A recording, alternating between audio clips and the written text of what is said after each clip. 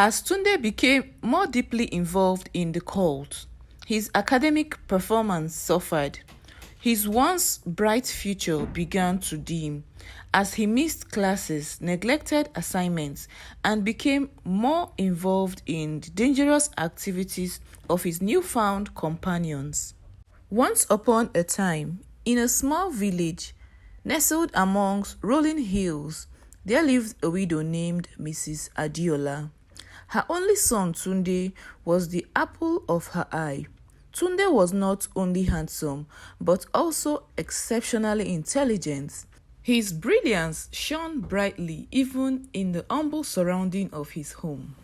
Despite the financial struggles they faced, Mrs. Adeola worked tirelessly to ensure Tunde received the best education possible.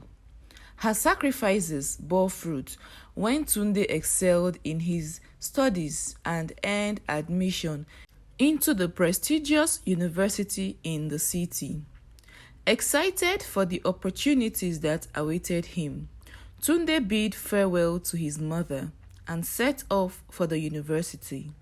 Mrs. Adeola watched him live with a mixture of pride and fear, knowing the challenges he would face in the unfamiliar world of higher education.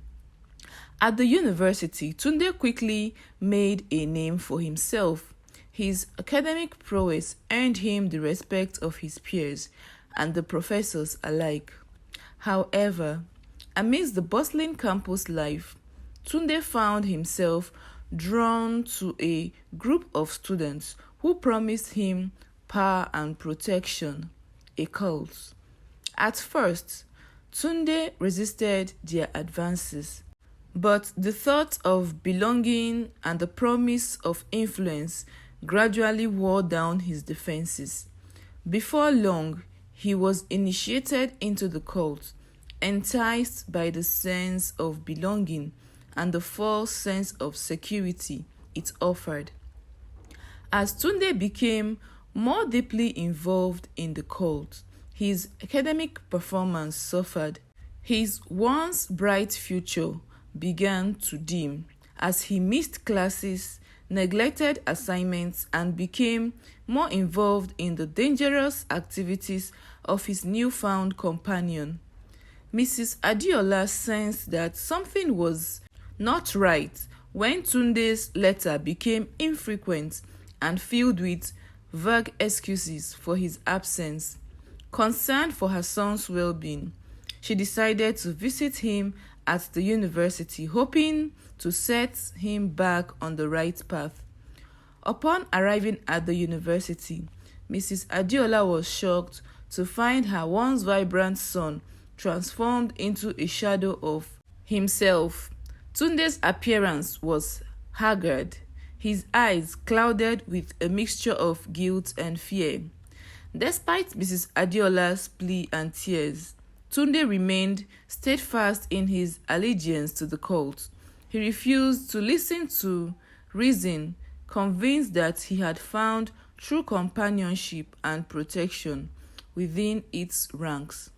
Heartbroken but determined not to give up on her son, Mrs. Adeola continued to visit him whenever she could, hoping that her love and persistence would eventually break through the walls he had built around himself.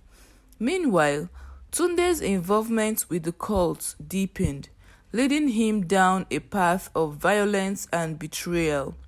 His once promising future was now overshadowed by the looming threats of danger and destruction. Despite the warnings from his fellow cult members and the growing unease within his own heart, Tunde remained loyal to the group, blinded by the false promises of power and protection it offered. One fateful night, Tunde's loyalty was put to ultimate test when the cult demanded that he carry out a violent act against an innocent victim. Torn between his allegiance to the cult and his conscience, Tunde hesitated, unsure of what to do. In a moment of clarity, Tunde realized the grave mistake he had made by joining the cult. With a heavy heart, he made the decision to leave the group and seek redemption for his past action. However, leaving the cult was not as easy as Tunde had hoped. His former companions viewed his betrayal as an unforgivable offense and vowed to make him pay dearly for his disloyalty. Fearing for his life, Tunde went into hiding, seeking refuge in the outskirts of the city. Alone and afraid, he reflected on the choices that had led him to this dark and lonely place, wishing he could turn back the hands of time and undo the harm he had caused. Meanwhile, Mrs. Adeola's heart ached for her lost son. She prayed fervently for his safety and swore to never give up hope, believing that love would eventually lead him back to her side. Months passed and Tunde's whereabouts remained unknown to his companions. His absence weighed heavily on Mrs. Adeola, who longed to see her son's smiling face once more. Then, one fateful day, a knock on the door brought news that shattered Mrs. Adeola's world.